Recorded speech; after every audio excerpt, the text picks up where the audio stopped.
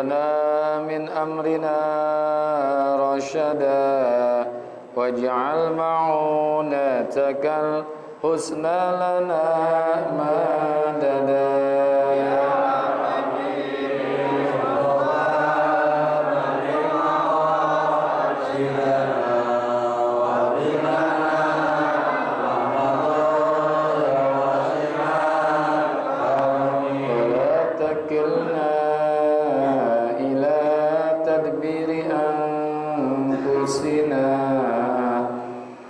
فالنفس تعجز عن إصلاح ما فسدا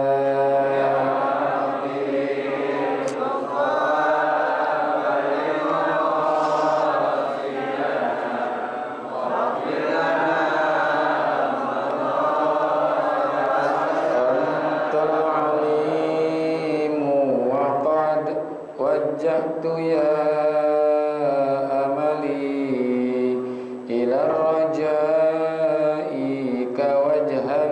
سائلا ويدا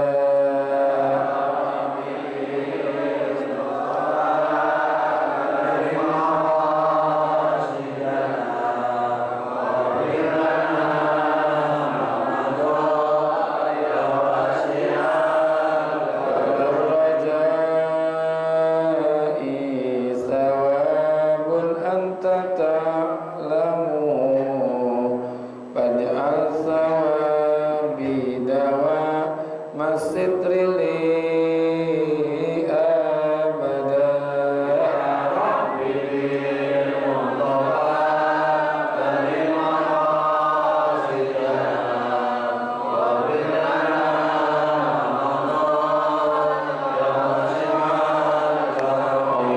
اللهم صل وسلم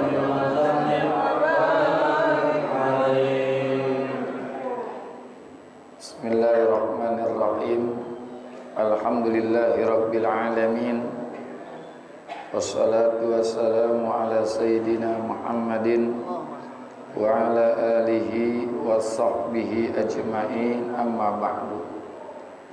Yang sama-sama kita hormati guru kita Al-Mukarram Bapak Kiai Haji Dr. Andes Muhammad Ja'far, guru kita Al-Ustaz Abdul Hamid Mustafa Al-Hafiz, dan juga Kiai Haji Farah Furqan, Bapak Haji Basrain, dan juga Bapak Haji Muhammad Tahir, dan pengurus Masjid Jami' An-Nasuha yang semoga semua dirahmati Allah Subhanahu wa taala. Para jamaah, bapak-bapak, ibu-ibu, hadirin hadirat yang semoga kita dimuliakan Allah. Amin. Alhamdulillah, pagi hari ini dengan izin Allah kita masih bisa hadir di majlis ini dalam rangka thalabul ilmi. Semoga doa dan harapan kita semua, apa yang kita lakukan menjadi bagian catatan amal untuk kita semua dan mendapatkan ilmu yang manfaat. Amin ya rabbal alamin. Wa bisanadil muttasili ilal imami muhaddisi rahimahullahu ta'ala wa adaman naf'a bihi wa bi barakati ulumihi wa bikum fid daraini amin. Qala radhiyallahu ankum an Mas'udin Uqbah bin Amrin al-Ansari al-Badri qala qala Rasulullah sallallahu alaihi wa alihi wasallam inna mimma adrakan nasu min kalamin nubuwatil ula iza lam tastahi fasna' ma syi'ta. Rawahul Bukhari. Dari Abu Mas'ud Uqbah bin Amr al-Ansari al-Badri, ia berkata, Rasulullah sallallahu alaihi wasallam bersabda, inna mimma adrakan nasu min kalamin nubuwatil ula. Sesungguhnya apa yang telah dikenal orang-orang atau dipahami oleh orang-orang dari perkataan nabi-nabi terdahulu adalah Iza lam tastahi fasna ma syi'ta. Jika engkau tidak malu, maka berbuatlah sesukamu atau semaumu. Riwayat hadis Imam Bukhari. Hadis ini menjelaskan tentang berbuatlah sesukamu. Jadi kita diberikan kebebasan untuk berbuat apa saja. Dalam hadis yang lain, wa'mal ma syi'ta, gitu kan, wa'mal ma syi'ta fa innaka madziyun bih. Berbuatlah apa saja yang engkau mau, namun sesungguhnya setiap perbuatan itu ada balasannya. In khairan fa khairun wa in syarran fa syarrun. Jika perbuatan itu baik, maka balasannya juga. Nah, ini kaitannya juga tentang masalah rasa malu. Makanya Rasulullah SAW sabdakan, istahyu minallahi haqqal haya'i. Malulah kalian kepada Allah haqqal haya'i, dengan sebenar-benarnya malu atau dengan sesungguh-sungguhnya rasa malu. Para sahabat ketika itu menjawab, inna nastahi minallah walhamdulillah. Sesungguhnya kami ini bersikap malu. Walhamdulillah, segala puji bagi Allah. Rasulullah ketika itu menjawab, laisa zaka, bukan malu yang seperti itu.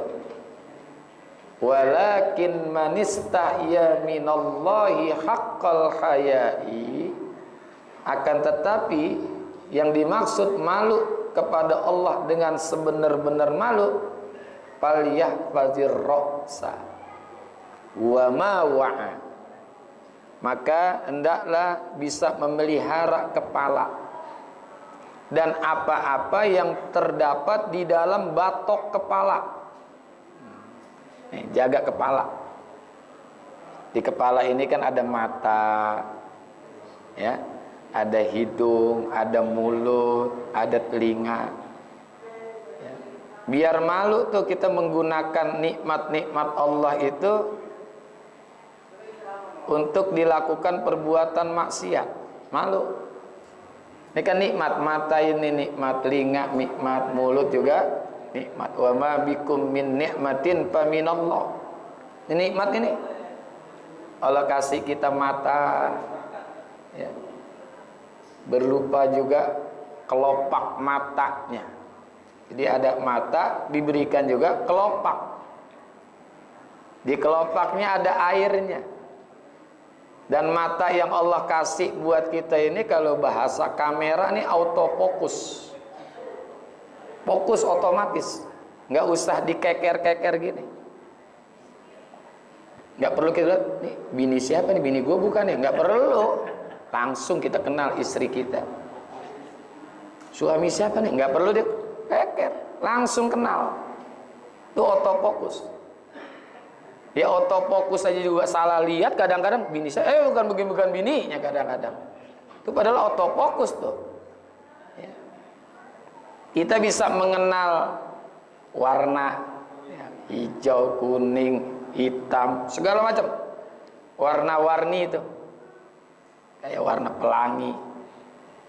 Yang kita kan tahu tuh, kalau 100.000 warnanya merah, ya kan? Tahu. Nggak perlu kita lihat angka 1-0-nya berapa, lihat aja warnanya, udah pasti itu. Kalau yang namanya merah itu 100.000. Kalau 50.000 biru, ya kan? Yang 20.000 hijau, yang 10.000 ungu, kan itu ya? Iya. Yang 5.000 kuning. Kan kita termasuk orang-orang yang tawadhu di sini.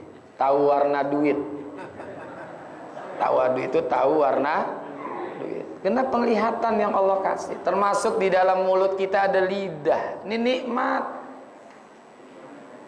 sehingga kita bisa merasakan rasa manis, asam, asin, pahit, kecut. Karena ada Allah kasih perasa juga. Ini nikmat. Coba kalau kita pagi-pagi kayak gini nih, makan belimbing sayur, kita tutul tuh garam, makan dah. Enak nggak? Ada yang mukanya berubah itu. Itu bisa merasakan. Telinga kita bisa mendengar suara-suara mana yang merdu, mana yang pales, mana yang sember. Itu karena pendengaran yang Allah kasih. Maka kata Nabi, falyahfadir ra'sa, jaga tuh kepala, wa ma wa'a, dan apa-apa yang termuat di dalam kepala. Termasuk di dalam kepala kita ini ada otak. Ya, ada otak. Itu gunakan sebaik-baiknya. Itu nikmat.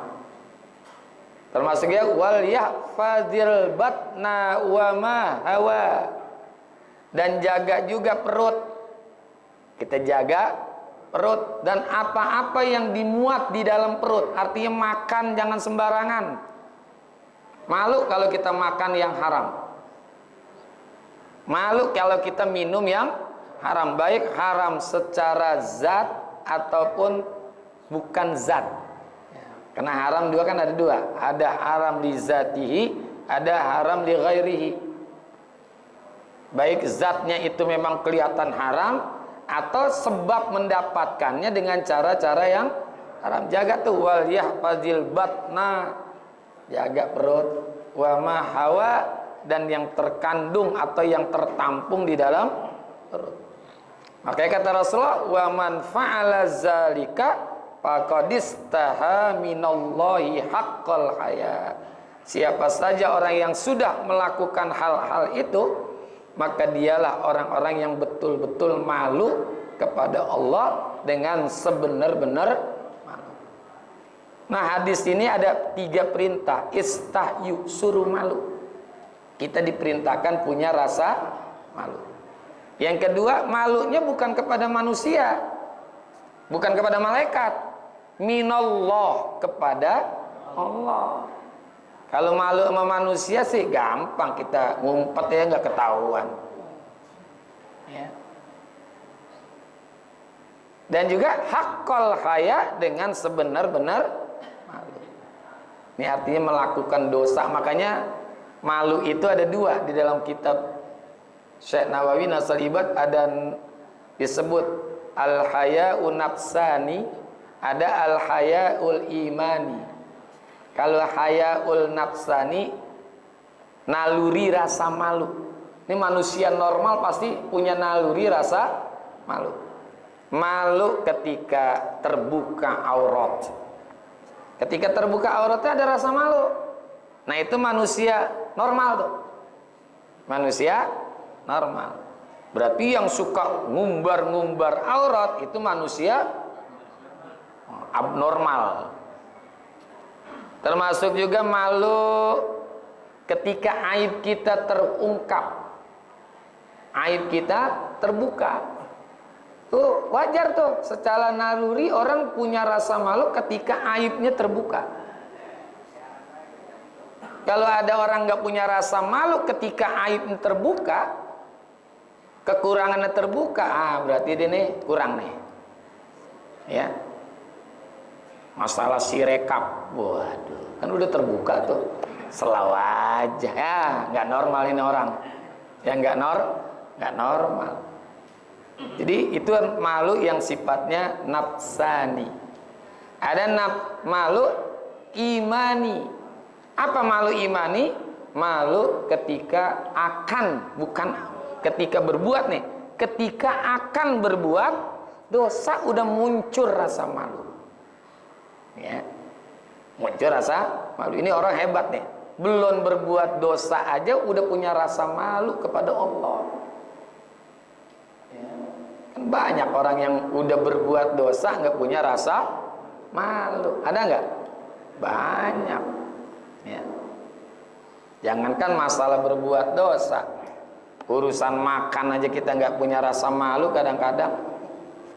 Pergi kondangan itu, masya Allah, ngendok nasinya sepiring mentung, udah kayak kubah masjid An-Nasuha. Diendok lagi sayur, habis sayur rendang, habis rendang semur. Padahal rendang sama semur kan sama-sama daging. Diangkat jengkol, serondeng, bihun, capcay, asinan, apa lagi? Keredok. Terakhir kerupuk buat nutupin di atas. Set. Nah. Padahal kondangannya berapa duit? Lo nggak punya rasa malu. Kita yang ngelihat, masya Allah, kan gitu kan? Ketika habis, innalillah, nggak habis, gua kata juga apa? Itu dalam urusan makan aja orang nggak tahu malu. Ada orang ketika berbuat dosa nggak pakai jilbab, nggak pakai peci haji, begitu di sidang pakai jilbab, enak kita ngelihatnya. Ada nggak? Waktu zinanya nggak pakai jilbab, begitu sidang pakai jilbab. Waktu nyolongnya, korupsinya nggak pakai peci, begitu sidang pada pakai peci. Kan kurang ajar tuh orang. Ya meskipun ketika lagi berzina pakai jilbab, pakai peci, ya bikin malu juga. Itu kan masya Allah. Jadi simbol-simbol. Sebetulnya jilbab, peci itu menjadi benteng buat kita untuk tidak berbuat dosa. Saya malu pakai jilbab nyolong, pakai jilbab korupsi, pakai jilbab zina, pakai peci. Nah, mestinya itu jadi benteng, jadi pagar. Jangan makainya setelah berbuat salah baru pakai jilbab, pakai peci, muka ditutupin. Malunya bukan kepada Allah, malunya kepada manusia. Kan muka ditutupin kan? Ini makanya pantas kata Rasulullah, orang ketika itu berbuat dosa, apa itu zina, curi, macam-macam dah, itu imannya lagi diangkat oleh Allah. Makanya iman dengan rasa malu itu kan dua sejoli yang nggak bisa dipisahkan. Al-haya'u wal imanu kurina jami'a. Rasa malu dan iman itu kurina, selalu beriringan. Jami'a, keduanya. Fa iza rupi'a ahaduhuma rupi'al akharu. Kalau yang satunya diangkat, yang satunya keangkat. Iman diangkat, malu diangkat, malu diangkat, iman keangkat. Udah nggak bisa. Salah satu nggak bisa. Pokoknya ketika imannya diangkat, rasa malu diangkat, malu diangkat, imannya juga keangkat. Kan ada hadis itu. La yazni zani hina yazni wa huwa mu'minun. Tidaklah orang yang berzina ketika dia berzina, dia dalam keadaan beriman. La yasriku sariku hina yasriku wa huwa mu'minun. Tidaklah orang yang mencuri ketika dia mencuri, dia itu dalam keadaan iman. Wala yasrabul khamra hina yasrab wa huwa mu'minun. Tidaklah orang yang meminum arak ketika minum araknya dalam keadaan beriman. Karena iman lagi diangkat, malunya juga diangkat. Ya, jadi kita harus punya rasa malu, ya, malu kepada Allah, jangan kepada manusia. Kalau pada manusia mah gampang, kita ngumpet selesai. Termasuk jangan malu sama malaikat, ya, karena ada sesuatu yang malaikat nggak tahu. Nih, wa in tubdu ma fi anfusikum aw tukhfuhu yuhasibkum.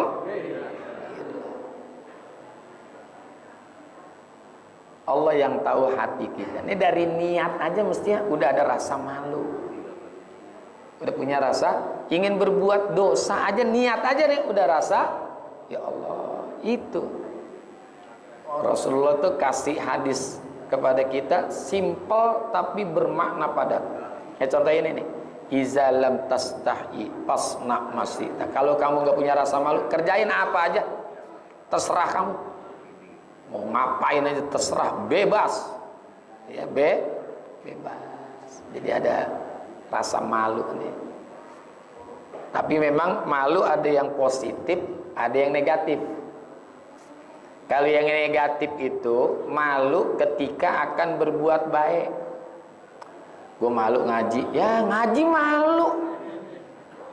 Mengapa? Gue nggak datang, nggak usah malu. Gue malu belajar Quran, apa? Udah tua, ya iyalah. Jangan malu, walaupun udah tua belajar Quran. Jangan punya rasa malu untuk hal kebaikan. Mendingan kita malu di dunia ketimbang kita malu di akhirat. Lagian orang nggak ada yang celak, nggak ada yang hina ketika ada orang yang usianya udah tua masih belajar Quran. Orang justru salut, gue salut sama dia tuh, masya Allah udah tua masih mau belajar Quran. Nggak ada yang celak nggak? Itu malu yang negatif tuh. Kalau kita malu akan berbuat kebaikan. Yang positif malu ketika akan berbuat dosa. Ya. Yang berbuat dosa aja nggak punya rasa malu, yang berbuat dosa aja nggak punya rasa malu, bahkan dipamerin tuh perbuatan dosa, dipamerin. Kita jangan malu kalau ingin berbuat baik, ya. Jadi berbuat baik. Kayak misalkan kita tadi tuh nggak ngaji udah lama, gua nggak enak nih ngaji, malu dah, nggak usah ngaji aja, ya, gitu. Daripada kita gak kerjain terus tambah lama gak ngaji terus gak ngaji dah. Ya, jadi dalam urusan ibadah yang baik-baik gak usah kita rasa malu, gak usah punya rasa malu. Udah berbuat aja kebaikan. Gue sodako malu nih cuman 100.000, gak usah malu. Betul gak? Sedekah 10.000 malu, gak usah. Ya kita memang mampunya segitu ya udah. Ngapain? Ya, punya rasa malu kalau kita dalam hal kebaikan, gak usah. Dosa baru hukumnya wajib tuh, wajib. Dan malu itu kalau bagi laki-laki bagus, ya. Rasa malu al-haya'u indar rajuli hasanun wa indal mar'ati ahsan. Rasa malu yang dimiliki oleh laki-laki itu bagus. Tapi lebih bagus lagi kalau rasa malu itu dimiliki oleh perempuan. Ini laki-laki nih kita nih Pak, Bu. Ini laki-laki nih pergi ke pasar pakai celana kolor, malu nggak? Malu nggak? Malu. Saya malu tuh. Pergi ke pasar, Papanggo, Sungai Bambu, pakai celana kolor, malu nggak? Tapi ada perempuan yang pakai celana kolor ke pasar, ada nggak? Banyak. Di mana saya yang lihat?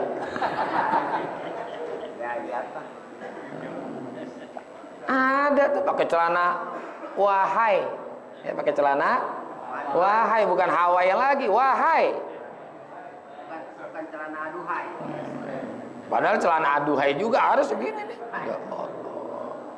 Udah gitu udah tua lagi, orang tua gemuk.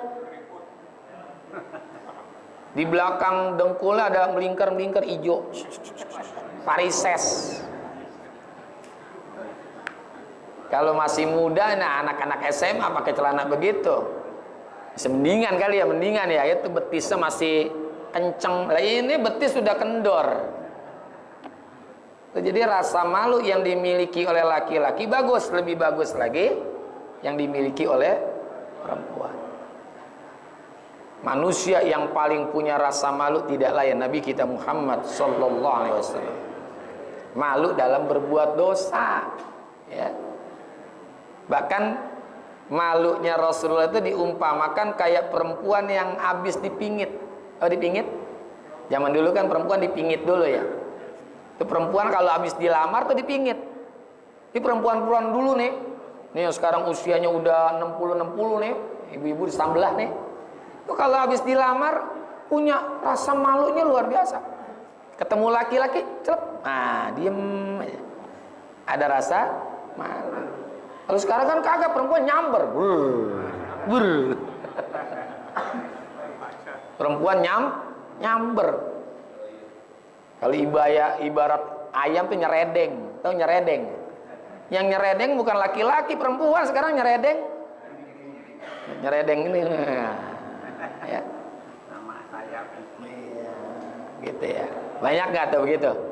Makanya mudah-mudahan ini bisa jadi pelajaran buat kita. Laki-laki punya rasa malu bagus, lebih bagus lagi apabila seorang perempuan memiliki rasa malu akan berbuat dosa. Dimuliakan tuh. Makanya pantas Nabi katakan al-haya'u minal iman. Malu itu bagian daripada iman. Min syu'batil iman, cabang-cabang iman. Cabang-cabang iman banyak, kalau ada 70 cabang tuh, salah satunya rasa malu. Ketika akan berbuat dosa, ketika akan melakukan hal-hal yang tidak diridhoi oleh Allah. Jadi hadis ini silakan kerjain kalau nggak punya rasa malu. Mananya perbuatan dosa. Wallahu a'lam bissawab wa ilaihil marji'u wal ma'ab.